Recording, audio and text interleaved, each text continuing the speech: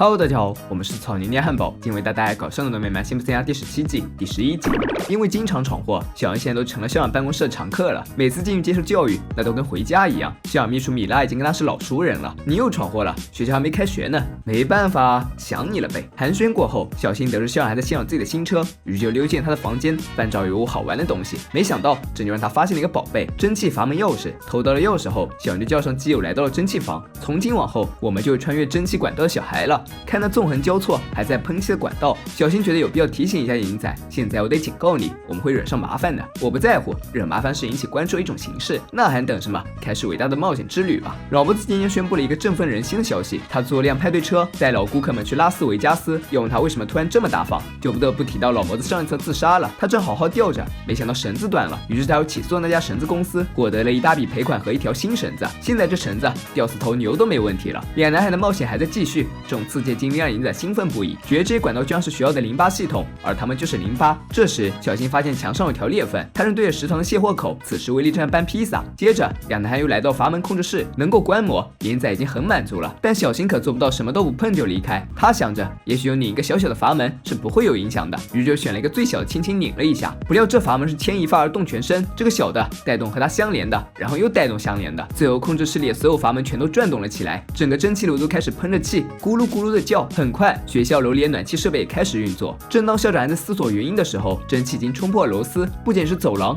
各个教室也受到了影响。离得近的马丁被烫个头，青蛙全都活了过来。最惨的还是上音乐课的孩子们，他们的乐器在那一瞬间都生了锈。正在走廊打扫，威力更是热的不行，一时分不清身上是汗还是水。本想喝水缓解一下，不料喷出的竟是蒸汽。连续喷烫了2次后，威力认栽了，打算买杯苏打水喝，没想到这里也喷蒸汽，蒸汽席卷了整个学校，教学楼里的一切都被毁了。正当校长思考到底是谁干的，罪魁祸首自己冒了出来。校长一把揪住还沉浸在喜悦中的小新，现在铁证如山，不容许他的任何辩解。就连之前和小新关系不错米拉都生气了，因为他的牛角包三明治变成一堆杂碎。校长的处理办法就把小新送去强力纠正，那个地方是俄勒冈镇最严厉的行为纠正营，他们专门挽救那些满口脏话的小流氓，等到改好之后就会送回家，从此就天下太平了。辛巴仔细阅读这个纠正营的宣传，也觉得把儿子送去这个地方是个不错的选择。既然决定了，辛巴就要负责将儿子送上飞机。刚好今天也是老伯带他们去旅游的日子，小新得知他们要去拉斯维加斯，就开始劝说老爸，如果你带我去维加斯，我就教你怎么出老千。可是这对辛巴毫无吸引力，只要辛巴不知道他输了多少，他就没有出老千的必要。将机票递给工作人员之后，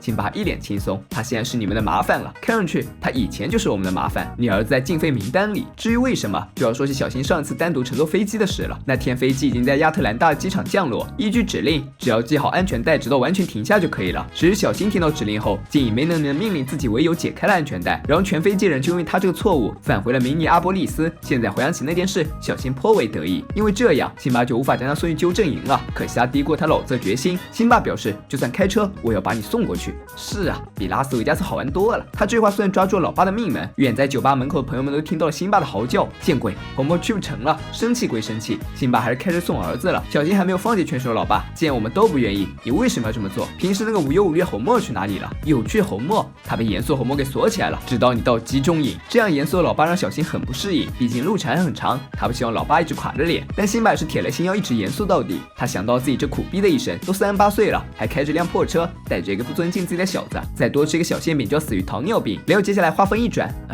美味的馅饼，果然美食大过天。刚才小新好说歹说都不愿意停下，一想到吃，辛巴马上一个急转，停在了旁边的快餐店。看到隔壁桌也是父子俩，辛巴就以为他们也是到集中营，然而事实上是他想多了，他们家的孩子很乖。父子俩去俄勒冈州是参加莎士比亚节，辛巴倒不是很羡慕别人家的小孩优秀，相反，他们父子俩把人家看成是呆瓜。你看见了没有？他们把甜瓜当早餐，你看我在用手帕。贬低别人的快让父子俩的关系不再那么剑拔弩张。效果之后，小新提出想去趟洗手间，刚好也该点餐了。辛巴就打算边吃边等儿子，时而将最后一块培根塞进嘴里。辛巴才发现自己的儿子已经离开很久了。他冲进洗手间，发现里面空无一人，只有窗户打开着，还有风不断吹入。辛巴自然而然就以为小杨是跳窗逃走了，但其实这小子还躲在卫生间里呢。溜出去后，小新告诉厨师，有人想吃霸王餐，正打算从后窗逃走。厨师一听，这还得了，朝一平底锅去了洗手间。准备好这一切，小杨才大摇大摆从老子眼皮子底下跑过。辛巴一见到他，自然着急出去，然后就感觉屁股被人打了。小新逃跑了，辛巴只能开车去找。在路上，他打了电话给莱尼，想问维加斯怎么样，其实也就是希望朋友说很无聊，能够得到心理安慰。可他们在维加斯，美女环绕，惊险刺激，实在无法法昧着良心说不好玩啊。打完电话之后，辛巴更难过了。不料一抬头就看见人在路边打车，辛巴心情大好，得意之余忘了看路，然后就把车开到了悬崖边上，再进一步就是万劫不复。这时小新来到车子后面，辛巴忙让儿子把保险杠往下压，小新没有马上照做，而跟他谈起了条件，如果我救了你，你会对我怎么样？让你沐浴在爱中，因为是你救了我。然而小新刚把保险杠往下压，辛巴就变脸了，我要灭了你，我要灭你全家。接下来的时间里，辛巴就在好言好语与恶言恶语之间反复横跳，最终小新还是没有抛弃他老子，不过得到的结果就是被五花大绑在座位上。现在小新更没人权了，辛巴连话都不让他说，历尽千辛万苦，辛巴终于将儿子带到集中营，马上就要跟调皮捣蛋告别了。小新可怜巴巴地望着父亲，希望他能心软。辛巴觉得他的小男孩确实很可怜，所以选择了飞速逃离这里，赶往维加斯。睡梦中，他仿佛已经到那个美女环绕的地方，然而翻开扑克牌，看到是小新的脸，我想念你，爸爸。就连旁边的服务生都是小新的样子。嘿，侯默，想吃我的短裤吗？由于画面过于鬼畜，辛巴直接逃离了赌场。没想到外面的世界也到处充斥着小新的影子，不要拿我的爱做赌注，侯默。辛巴后悔了，他不想儿子待在那个恐怖的地方。此时，小新正在用斧头劈柴，他倒没有觉得这里有多恐怖，反倒觉得这3小时受益良多。不过看到老爸能回来接自己，他还是很感动的。辛巴告诉小新要带他去维加斯，他要带走儿子，负责人是没什么意见的，因为辛巴给那张信用卡已经作废了。辛巴又甩出了一张，就开车离开了。先来说说母女俩的活动，趁男士们都出去了，辛巴打算把他们垃圾都卖掉，换一些小玩意和古董。小妹还做一个庭院甩卖的标志，不过这些东西看起来似乎没有什么价值，比如辛巴阅读儿童读物后写的读后感、小型的怪兽玩具等。这时小妹发现一堆 MS 娃娃的头，当时小新还告诉她这些都是狗子要掉的，她还为此几个星期没理他。现在看来完是冤枉狗子了。庭院甩卖进展的很不顺利，好半天了，他们也只有5美元的进账，还是弗兰德把自己的东西给买回去了。小妹正说着，弗兰德又发现了一件自己的东西，我的梦幻大衣单曲，刚买回去，弗兰德又唱起了这首颜色歌，它是红的、蓝的、黄的、绿的、棕色的，看样子这玩意儿能让他兴奋个好几天了。眼看东西卖不出去，辛巴也没了兴致，就打算把所有东西捐给救世军。好家伙，人家专门过来告诉他，我们才不要呢。就在这时，强的奥托对那些药品产生了兴趣，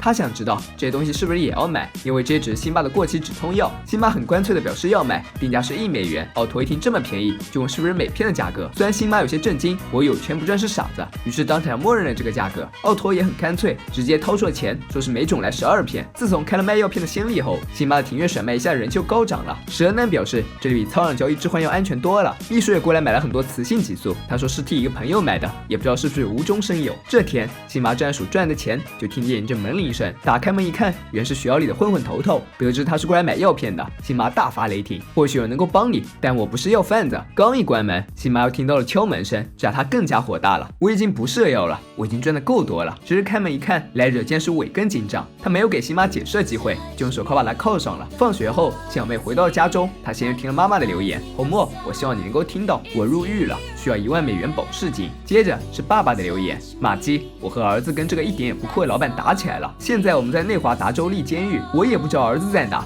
如果你见到他，就说嘿。小妹看着唯一还在家的妹妹麦基，我就知道会有这么一天，最后只剩下你和我。现在我要去找一个早晨的工作了。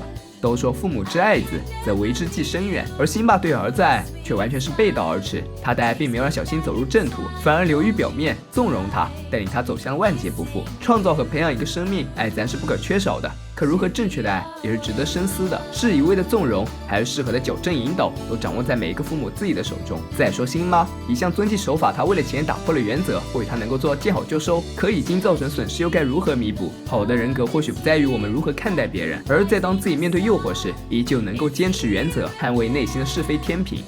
本期视频就到这里了，喜欢小伙伴别忘点赞、评论、关注，咱们下期见，拜拜。